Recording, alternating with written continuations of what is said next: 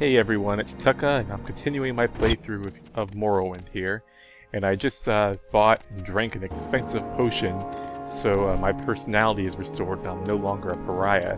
Now people here at the Southwall Corner Club should be a little bit more willing to answer my questions. So I'm going to go up to this guy because he seemed to have the most clue when I asked him before.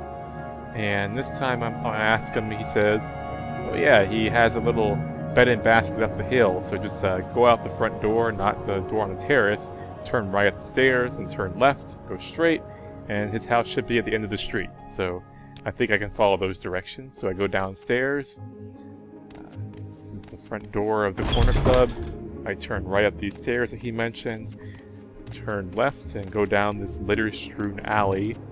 And that house at the end of the block should be Caius Cosade. So I have to deliver the package that I was given when I arrived on the island as a term of my release. And so I enter this guy's house, and there he is, the shirtless Caius Cosade, the man who is the recipient of such the so important package. So I talk to him, and he says, yeah, you're here to report to Caius Cosade? What? He says, so I have a package here. Will you let me look at it? So this shirtless guy wants to look at my package. That's great. So I give him the package, and he says he'll be following my orders. That's what the message says, apparently, that he's supposed to mentor me, and I'm supposed to be inducted into the Imperial Blades, which is a spy organization. So I join the Blades, and I say, okay, I'm ready to do what you say. I guess I don't want to make an enemy of the Emperor. So he tells me, okay, follow my orders, obey our rules. So I ask him about the rules, and he says basically, just don't kill or steal from any other Blades, and do whatever I say. So he says we also have trainers that can help improve your skill. So I'm just going to ask him rapid fire about all these trainers, so that I get them in my journal in case I'm interested in using them later or talking to them for whatever reason. And then I'm just going to ask him about some general things. I guess I'll ask him for some advice. And he tells me, don't try to do basically every mission or quest you're given. Sometimes it might be a little too tough for you. Just come back to him later. I asked him about the Tribunal Temple, which is what I was talking about earlier in the last video. The Dunmer of Morrowind worship the three god kings of their sort of province here. There's Amalexia, Sapasil, and Vivek, and they are essentially living gods who are also the rulers of this land. And how they became to be gods is revealed a bit later in some depth later in the plot. But for now, I'm just going to ask about some of the other guilds. There's a Thieves Guild, basically just professional organized crime syndicate, basically. The Imperial Cult, which is the religion of the Empire, and they follow the 9 divines, and the names of them are there. And one of the 9 divines is Tiber Septim, also known as Talos, and he was the first real emperor. There's also House Halalu, which is a Dunmer great house that is relatively loyal to the Empire. They are kind of greedy, sly folk. Nice about the Blades and other guilds and factions. So here he tells him pretty much about all the major players on Morrowind. And I'm not going to really explain each of them. I ask you can pause and read what he says if you're really interested. The one thing I am going to talk about is House Telvanni, since that's the organization that I'm interested in joining. He tells me it's one of the great houses. It's one of the 3 great houses that's active on Vardenfell. There's 2 other great houses actually, but they are not really active on this island. And so they're led by 1,000-year-old wizards, and they're supposed to hate politics, foreigners, and just about everything else. But the Telvanni on Vardenfell are actually a little bit more adventurous and I guess open-minded. But he still doesn't know very much about the Telvanni other than the fact that they do hire Western mercenaries. And the Morang Tong, it's like basically a legal assassins guild. It's pretty interesting. And the Ashlanders, who are kind of barbarians who live out in the wastes, and they're kind of hunter-gatherers. And they kind of hate the civilized Dunmer almost as much as they hate Outlanders. So I finally ask him for my orders, and he gives me some money. He says, I look a little bit green, and go out and buy some stuff, and do some quests, establish a cover identity. So I asked him about freelance work, and he says, yeah, basically do whatever you want, and just go out and explore, find some, kill some bandits, whatever you want to do, just go out and do it. So that's kind of interesting. I like that. The first mission he gives you, kind of in the main quest, is just to go out and do whatever you want, get some experience, and it's not like Oblivion where immediately you're thrust into this grand plot. There's a storm coming, so I'm just gonna head back to the inn and take a nap, and then I'll probably go to Vivek, the city of Vivek, because it's kind of the largest city, and I figure I should be able to find something interesting to do there. And I think House Telvanni has a compound at Vivek, so if I look at this map, I see it's a bit to the south and east of where I am now, so I'm just going to take the Silt Strider to Vivek. And so yeah, as I was saying, the main quest in Oblivion, it's so important. And I mean, you can ignore the main quest in Oblivion, there's no real consequence to ignoring it, but if you're trying to immerse yourself in the world, it doesn't really make sense to do so. Whereas here in Morrowind, they say, yeah, well, explore the world, get the feel of the world, and decide what you want to do, and then we'll keep all this grand epic prophecies and plots on you. So I arrive at Vivek here, and it's a pretty big city, so I'm going to take a gondola over to Telvanni Quarter, which is where I want to go.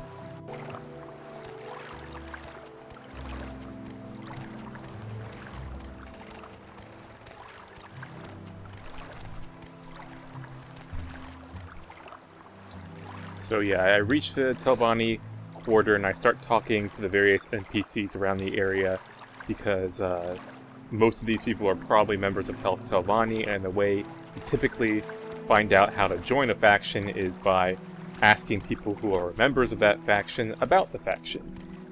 But that person didn't give me the information I needed, so I'll ask this person up here, and I don't think he's going to be able to help me much either.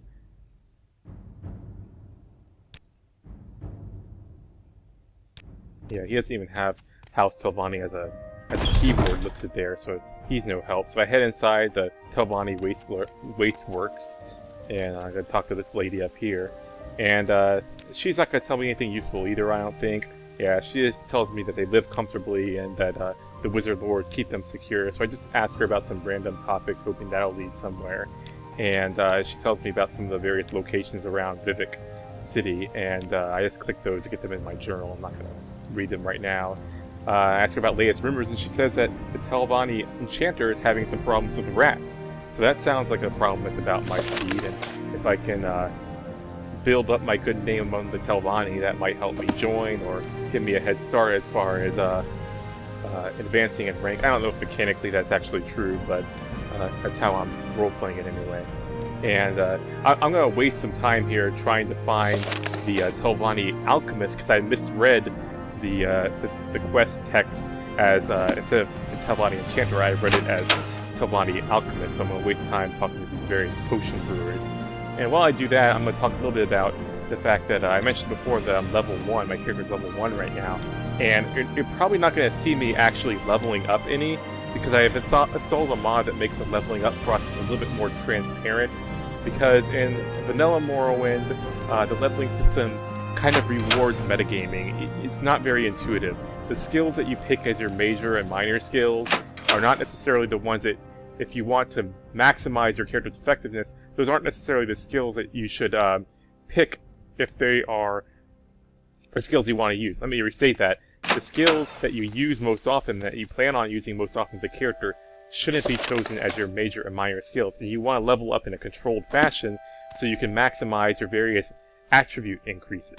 And the mod I've installed, Mad Leveler, kind of fixes that, so you don't really have to think about the leveling up process too much. And here I finally find the Enchanter. So I talk to him, and he tells me about his rat infestation.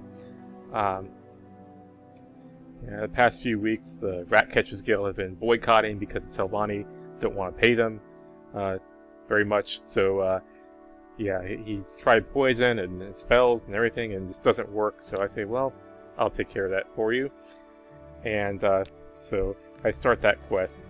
And he has some rats in here, and I'm gonna cast the Soul Trap on them because I picked up some soul gems earlier.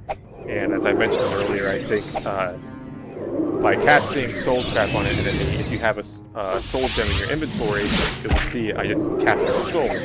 And those souls can be used either to recharge magic items that have charges, like my magic ring, which I probably will be selling that ring actually because it's not very useful.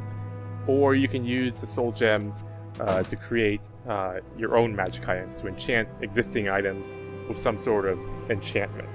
So I tell him that I killed the rats, but he says those are just the ones that snuck up here. There's got to be a source somewhere. So go down to the canal works or the underworks, I think he says, and find them. So I'm gonna head down to the underbelly, the kind of sewers of this canton, to kill every rat I see. And at some point, I'm going to start fast-forwarding through that process because it's not very exciting. I'm just killing rats. One thing I'll mention is that I'm noticing that spellcasting is a little bit more effective than I remember. That could be because of the mods I've installed and everything. I know one particular mod, I think I'm not sure if it's a Mad Level mod, I think it's another combat mod that I installed that makes it so you regenerate magicka just as time goes on. And in vanilla Morrowind, you only regenerate magicka if you drink a potion that restores magicka. And here I'm taking some items because there's just a bunch of cool stuff here. And this probably is owned by someone. It's probably someone in House Telvanni owns it, so I don't want to get too greedy. I just take a few things and leave it alone. But as I was saying, in vanilla Morrowind, you only regenerate magicka if you drink a potion that restores your magicka, or if you hit the T button and actually just wait and time passes in the game. If you're just time passing while you're in combat or running around, doesn't regenerate your magicka in the normal game. And I've installed a mod that makes it so it does regenerate as time goes on, which makes more sense. So I've noticed I haven't really had a problem with running out of magicka yet. But then again, I am casting relatively low-level spells, and I haven't really been challenging myself against very fearsome opponents. So maybe the magicka and spellcasting is kind of deceptively is not quite as strong as it seems like it is. So I just killed my last rat right there. My journal's updated, so I check the journal. I believe I've killed all the rats, so I go back to the guy and tell him I've done the job, and he gives me a grand soul gem, which is pretty nice. I have to make sure I don't put a small soul in that gem. So yeah, I'm going to end the video here. I'll see you guys later.